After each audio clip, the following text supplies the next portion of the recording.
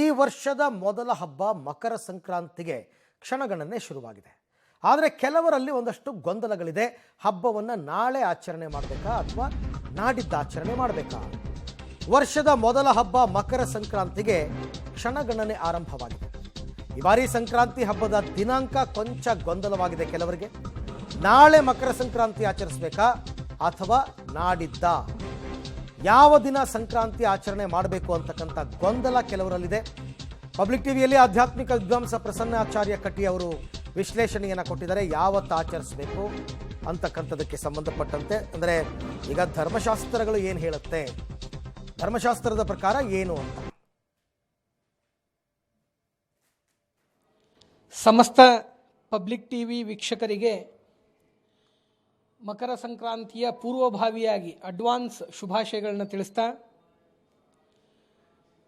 ಗೊಂದಲಗಳ ಸಂಕ್ರಮಣಕ್ಕೆ ಧಾರ್ಮಿಕವಾದ ಗೊಂದಲಗಳ ನಿವಾರಣೆ ಮಾಡತಕ್ಕಂತಹ ಒಂದು ವಿಶೇಷ ಪ್ರಯತ್ನ ಇದು.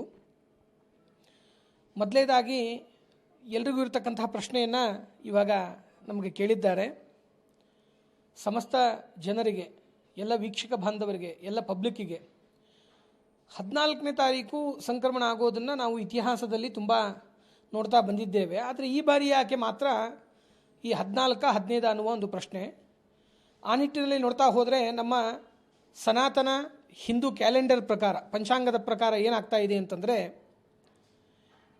ನೀವು ಮೊದಲು ಲೌಕಿಕವಾಗಿ ನೋಡ್ತಕ್ಕಂಥದ್ದಾದರೆ ಆಂಗ್ಲ ಕ್ಯಾಲೆಂಡರ್ಗಳಲ್ಲಿ ದಿನಗಳ ಹೊಂದಾಣಿಕೆಗಾಗಿ ಅಲ್ಲಿ ಫೆಬ್ರವರಿ ತಿಂಗಳಲ್ಲಿ ಮತ್ತು ಬೇರೆ ಬೇರೆ ತಿಂಗಳುಗಳಲ್ಲಿ ದಿನಗಳ ವ್ಯತ್ಯಯವನ್ನು ಮಾಡಲಾಗ್ತದೆ. ಒಂದು ತಿಂಗಳಲ್ಲಿ 30, ಇನ್ನೊಂದು ತಿಂಗಳಲ್ಲಿ 31, ಫೆಬ್ರವರಿಯಲ್ಲಿ ಬಂದಾಗ 28, 29 ಹೀಗೆ.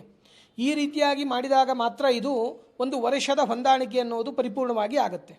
ಆ ನಿಟ್ಟಿನಲ್ಲಿ ನಮ್ಮ ಸನಾತನ ಸಂಪ್ರದಾಯದ ಪಂಚಾಂಗದಲ್ಲಿ ಮೊದಲು ಇದು ಇದ್ದದ್ದು, ಅದನ್ನು ಕಾಪಿ ಮಾಡಿದ್ದು ಈ ಆಂಗ್ಲ ಕ್ಯಾಲೆಂಡರ್ ಅವರು.